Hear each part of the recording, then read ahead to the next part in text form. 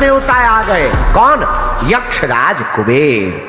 हम भी इसको वरदान देते हैं, क्या ये कभी युद्ध में पराजय नहीं हो। देखो हनुमान जी तो सूर्य भगवान को फल समझ करके निगल लिए, लेकिन वही इंद्रदेव हनुमान जी को एक जहाँ वज्र का प्रहार करते हैं तो सोए हनुमान जी भूमि पे आकर के गिरते हैं, और जहाँ अपने पुत्र को पवन देव धरती पे गिरा हुआ देखते हैं, सोए पवन देव अपने पुत्र को धरती पे गिरा हुआ देख करके बहुत दुख होता है। तो इंद्रदेव के ऊपर पवन देव नाराज हो गए और अपने गति को ही रोक दिया। सोए सभी देवता छटपटा गए और पवन देव से कहे कि पवन क्यों नहीं बह रहा है, देखो पूरा खेल पवन देव का ही है। और देखो कोविड के टाइम बहुत लोगों को ऑक्सीजन नहीं मिला था, इसलिए उनका मौत हो गया। अगर हवा किसी को ना मिले ना तो अच्छे का हवा खिसक जाता है। तो सभी देवता कहते हैं अब बहो तो सही। तो पवन देव कहते हैं हम नहीं बहेंगे क्योंकि हमारे पुत्र को चोट लगा है। तो सभी देवता वायुदेव से कहते हैं सभी देवता मिलकर के वरदान देंगे, सभी देवता मिलकर के आशीर्वाद देंगे।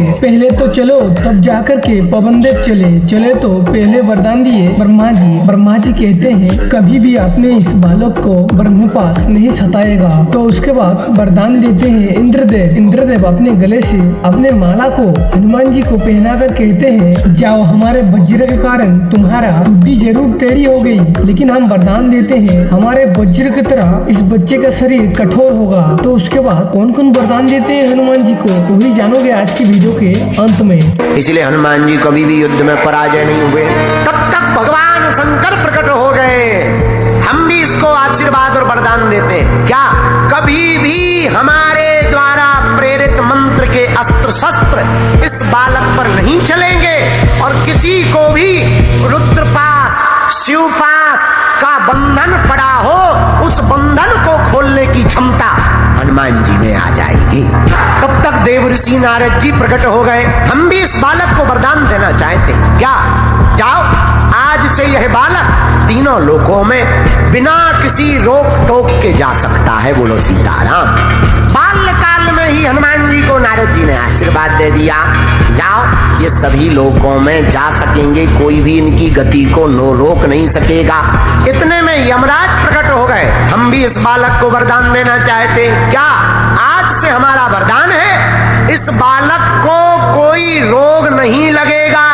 हम यमराज हैं। और दूसरा वरदान इस बालक को ये है इसका जो भी भगत बनेगा उसका भी रोग मिट जाएगा।